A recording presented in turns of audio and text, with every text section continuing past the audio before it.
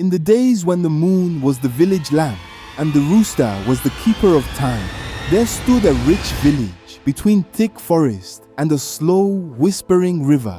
The people farmed, fished, sang at dusk, and greeted dawn with pounding mortars and low prayers. Over them ruled Chief Adigon, a man of broad robes and a voice that could make a crowd bend like grass before rain. The people trusted him, for a chief is the shade tree under which the weak rest. But, our elders say, when the eye begins to hunger for what it does not need, the heart soon forgets its own children.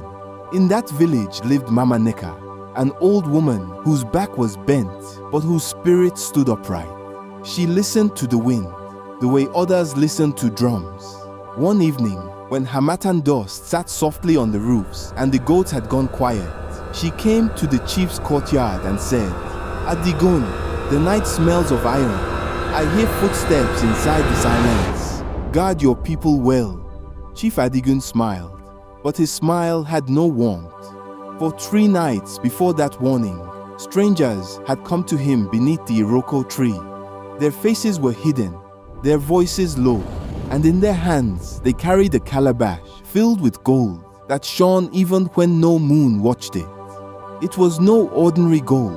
It clinked by itself. It gave off a faint humming, like bees trapped in a grave. And when Adigon leaned close, it seemed to whisper his name. The strangers told him, "Show us the hidden footpath. Tell us when the watchfires will be low. Give us your people, and this calabash will be the first of many." At first, fear touched him, but greed is a python. Once it coils around a man's heart, it squeezes out mercy.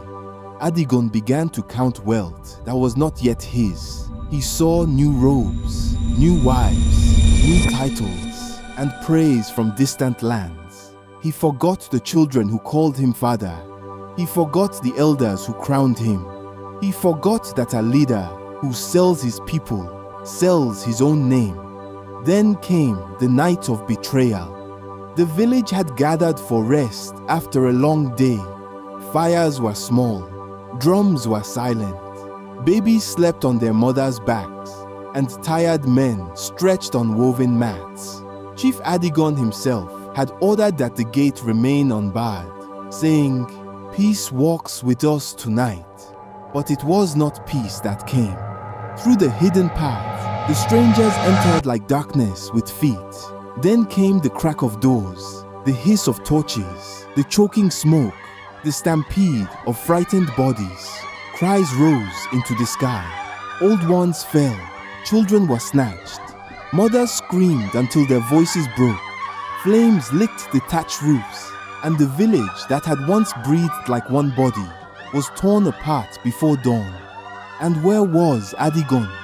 He stood in the shadow of the shrine wall, clutching his calabash of gold. When morning came, the village was no longer a village.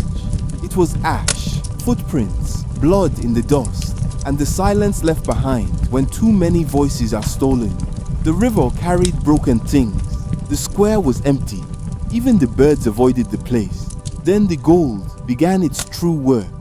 From the calabash came murmurs, low at first, then clear.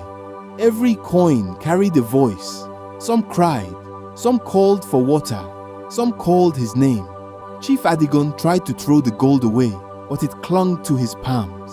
He tried to wash his hands in the river, but the water turned cold as death. He ran to Mama Neka, trembling like a child. She looked at him long and said, "The land has eaten your lie, and now it will return the taste to you." That night, the humming of the gold became wailing. By dawn, Chief Adigon's hands had swollen black, as if burned by a fire no one could see. His eyes clouded over, his legs stiffened. He fell in the ruined square, unable to rise, hearing only the endless cries of those he had sold. There he died, not as a chief, but as a warning.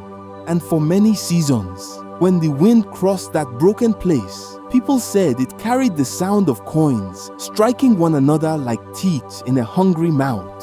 So remember, my children, gold can decorate the body, but greed destroys the soul, and the leader who betrays his people digs a grave with his own hands.